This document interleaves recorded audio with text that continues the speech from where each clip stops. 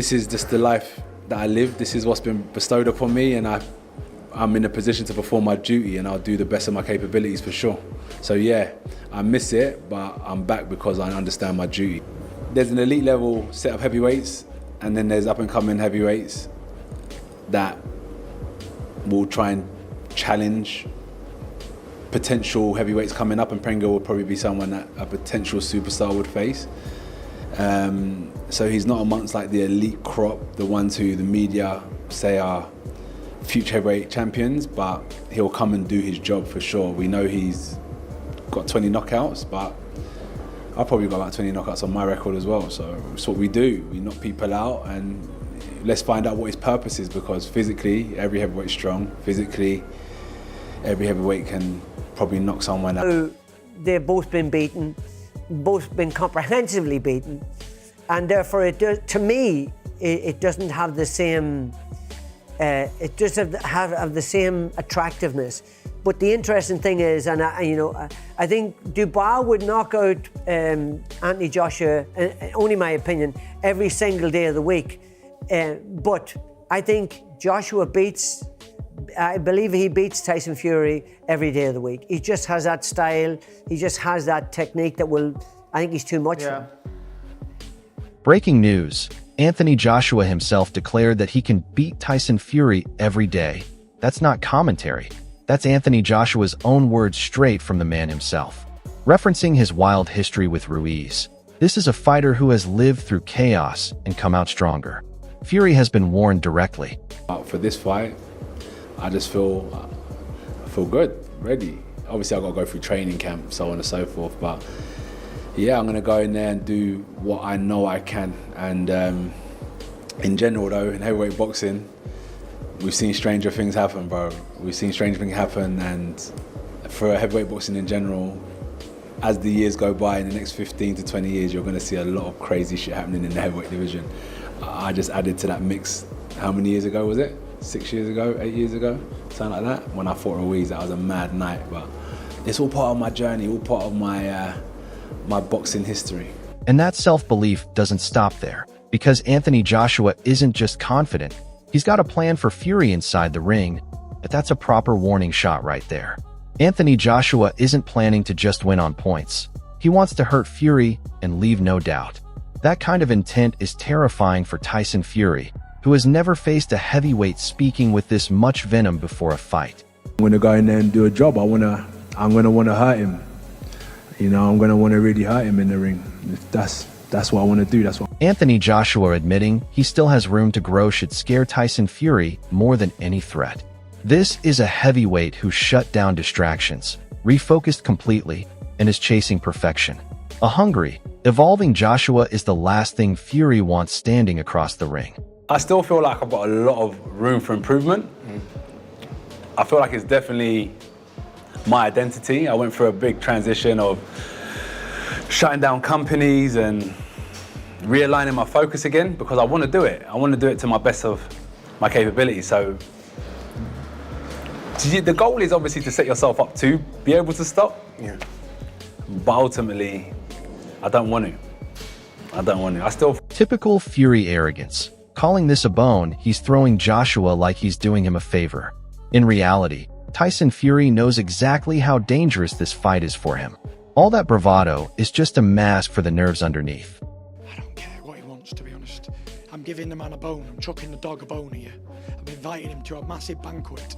All he has to do is turn up and enjoy my part. Eddie Hearn's words say it all. Anthony Joshua has never looked this dialed in. When your own promoter is emotionally invested and can't stop talking about your focus, you know something special is building. Fury should be worried about the version of Joshua walking into camp right now.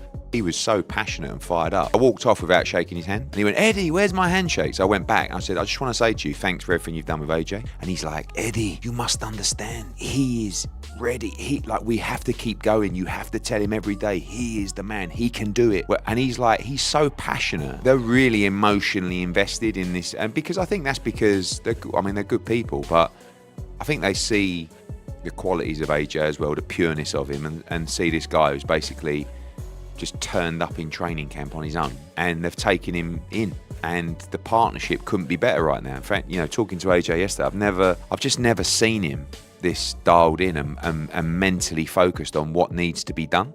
And it's a great partnership. And you know, I just said thank you, and he was just saying like, just keep going, keep him going. We've got to stay on this. And this is a guy who's fighting in 2 days. He seemed more bothered about AJ, which is, you know, it's been a great experience. Even Alexander Usyk, one of the greatest heavyweights of this era, wanted a piece of Anthony Joshua's training camp. 2 weeks sparring and working alongside a fighter of Usyk's caliber tells you everything about the level Joshua is operating at right now. This isn't a fighter cruising into a big money fight. This is a serious professional sharpening every tool before facing Tyson Fury. When elite champions want to train with you, it usually means they see something the rest of us are only just starting to notice. We speak with Anthony. Say, hey bro, I have preparation. If you can come my camp, we training with you together. Oh, it's a good idea. It's a good idea. But Anthony don't have time, you know. Now it's possible because I will with Anthony with camp 2 weeks. Oh wow. Yeah, we're training together. Anthony makes special work. I too special, but we work together. Classic Fury, mocking a partnership he probably fears more than he admits. Calling Anthony Joshua and Alexander Usyk names doesn't change the fact that 2 of the smartest heavyweights on the planet are working together ahead of this fight. Fury can joke about drinking parties all he wants, but jokes don't win world title fights. This kind of mockery often comes from a place of discomfort, and Tyson Fury has every reason to feel uneasy about what Joshua is building behind closed doors. So, you got Usyk and Joshua teaming up, 2 fucking sausages fruits, with the masters on training, and you got me and my boy here, the 2 best drinkers, partiers in the game, ain't no better than us. Oh, Pablo J and Tyson Montana. Let's go! This is the side of Anthony Joshua people forget about. Through personal tragedy and real-life pain, he's still standing tall with a strong mind and a clear purpose. That kind of mental resilience cannot be taught. It's built through hardship. Tyson Fury talks about mental strength constantly, but Joshua is living proof of it without needing to say a word. A fighter carrying this much strength into camp is exactly the kind of opponent that becomes dangerous once the bell rings. It's good to hear Anthony Joshua speak with confidence and strength, saying that he has a strong mind. And that was great because a lot of people are wondering with that tragedy, you know, how he could be doing mentally and spiritually. Of course, he's sad. Of course, he's down. Of course, he needs time to grieve and all those things. But he has a strong... Gareth Davies confirming this fight is agreed behind the scenes should get every boxing fan buzzing. This isn't paper talk anymore. It's an open secret that Anthony Joshua and Tyson Fury both want this fight to happen this year. When respected journalists start clarifying details like this, you know the wheels are truly in motion. The only question left is whether Fury is truly ready for the Joshua that's been building in the shadows. Signed, but then I quickly resolved that into agreed behind the scenes, which everybody knows they've agreed to go ahead and fight each other this year. It's an open secret in boxing that those 2 guys do want to fight each other. You know, as I said, I clarified the word signed within a... Anthony Joshua calling Fury out directly. Come fight me. Let's get it on. That's the mentality of a true number 1. He's not hiding behind excuses or waiting around. He's demanding the fight everyone wants to see. This kind of hunger from Joshua proves he sees this as the fight that defines his legacy. Fury has talked about this matchup for years, but it's Joshua who keeps stepping forward and making the challenge public every single time. What that will prove me and him fighting is that there will be one dominant figure in the heavyweight division that will have all of the belts and become undisputed. So logically, it says to prove yourself as number 1, I have to fight Tyson Fury, he has to fight Anthony Joshua, and it will cause for a great announcement after this whole pandemic. Anthony Joshua sounding genuinely excited about training camp says a lot about where his head is right now. Camp is where fights are truly won, long before either man steps through the ropes. And Joshua embracing that grind with a positive mindset is exactly the approach needed against someone as unpredictable as Tyson Fury. This isn't a fighter dreading the hard months ahead. This is a man who understands that pushing himself to uncomfortable places in the gym translates directly into performance under the lights. Fury has often relied on chaos and mind games, but Joshua's calm, structured focus could be the exact weapon that neutralizes all of that noise once fight night finally arrives. Excited for Fury. I'm excited to get through training camp because that's obviously the side that people don't see. It's challenging, but I feel with a positive mindset, the right attitude, I'll be able to push myself to places that will help me be victorious. And I'm looking forward to getting through a good training. Eddie Hearn isn't exaggerating when he says this is the only fight people are talking about. For years, fans have wanted Anthony Joshua and Tyson Fury in the same ring, and now it finally feels within touching distance. Hearn confirming that all the talks happening behind the scenes are ultimately leading toward Joshua proves just how much weight this fight carries in the heavyweight division. This isn't some filler matchup or a name being thrown around for headlines. This is the fight that could define the entire era. Fury knows it too, which is exactly why he keeps engaging in these conversations instead of walking away from them completely. Only one man in the who's come back in the heavyweight division now, so for that sort of stuff, you know, and he's raring to go. Don't forget Tyson's involved with Gold Star. He's a shareholder in Gold Star. We'll make a big announcement soon, but him and Adjit are very close. Duke McKenzie summed it up perfectly. These are still the two biggest names in world heavyweight boxing. No debate needed. Anthony Joshua and Tyson Fury have carried British boxing on their backs for years, and this fight is the one that could cement either man's legacy forever. When a respected voice like McKenzie refuses to even entertain other names being bigger, that tells you everything about the magnitude of this occasion. Fury might talk a big game, but Joshua has quietly built a resume and a mindset that demands this fight happen sooner rather than later, and the whole boxing world is watching closely. It's a fight that interests everybody, isn't it? Because it's still a massive fight. They are still the two biggest names in world boxing. I don't care what anybody says.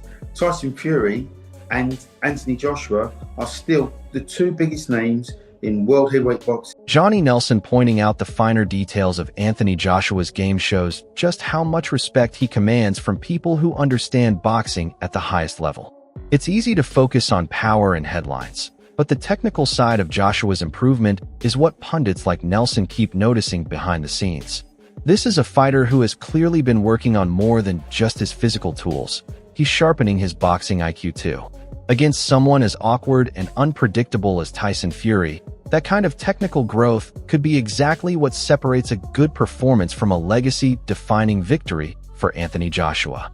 For Anthony Joshua, he was stuck in between, and if I'm honest, because the other day I was looking at Lennox Lewis breaking it down as power against skill is exactly why this fight captures everyone's imagination.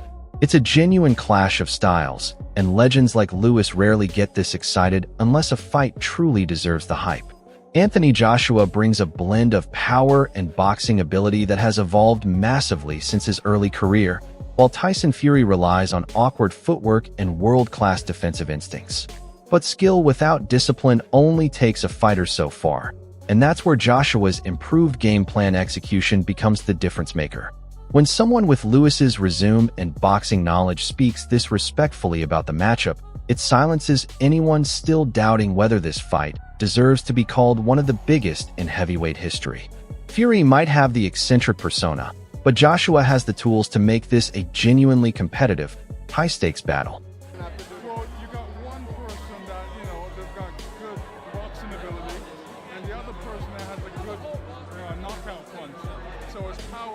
Johnny Nelson admitting he still leans toward Anthony Joshua fight-wise, despite acknowledging how dangerous certain shots can be, speaks volumes.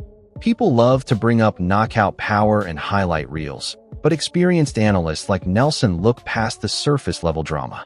Fury can talk about nightmares and shock finishes all he wants, but when it comes to pure fight IQ, conditioning, and overall boxing ability across 12 rounds, Joshua continues to earn the benefit of the doubt from people who study this sport professionally. That kind of respect isn't given lightly in boxing analysis. It's earned through consistent performances and visible improvement over time. If someone as experienced as Nelson still leans Joshua's way after everything Fury has thrown into the conversation, it should tell fans everywhere that the doubters are underestimating exactly how dangerous and complete a fighter Anthony Joshua has become heading into this fight. Why? Because Tyson Fury is a fighting man. So I know Dylan White is nightmares to everybody. You never know. Right now, people are thinking, yes, I know how to take that boy out. It's the same shot Anthony Joshua took him out with, and Pulev took him out, Povetkin took him out with. But I just think, fight-wise, I'd lean towards Anthony Joshua. But this might be the most telling clip in the entire script. Anthony Joshua isn't hesitating, isn't hedging. He's stating plainly and confidently that he beats Tyson Fury all day long, 100%. That kind of certainty doesn't come from arrogance. It comes from a fighter who has done the work behind closed doors and genuinely believes in what he's built. The playful exchange about Saturday turning into Sunday, the day he beats Fury, shows a lighter side too. A fighter who is relaxed enough to joke, but serious enough to back it up when it matters most.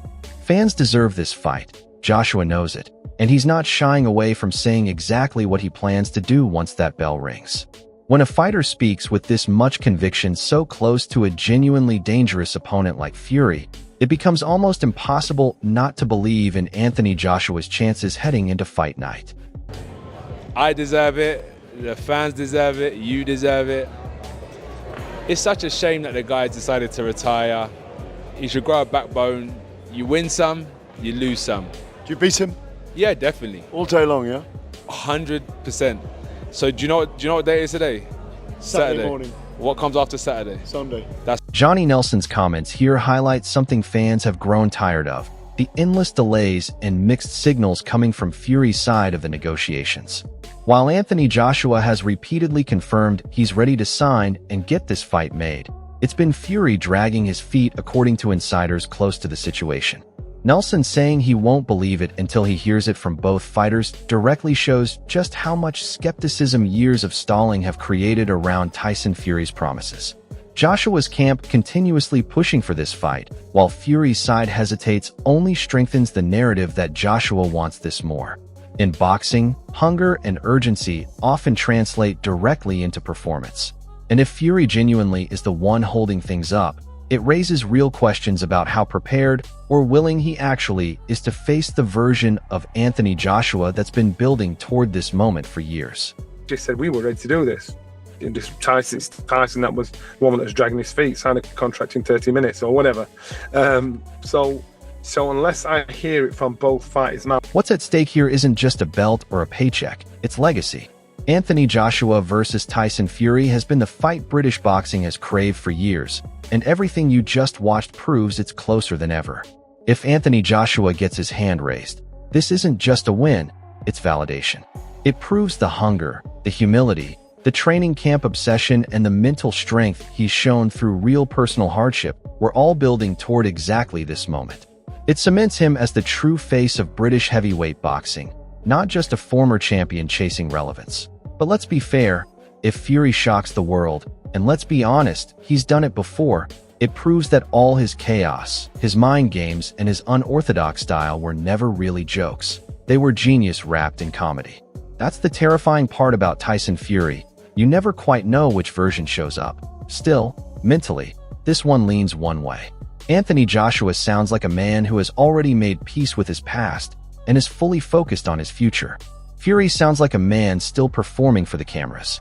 Hunger usually beats theatered. Who wins this one when it finally happens? Drop your prediction in the comments. Tag a mate who still doesn't believe Anthony Joshua takes this. And hit subscribe so you don't miss the moment this fight finally gets confirmed.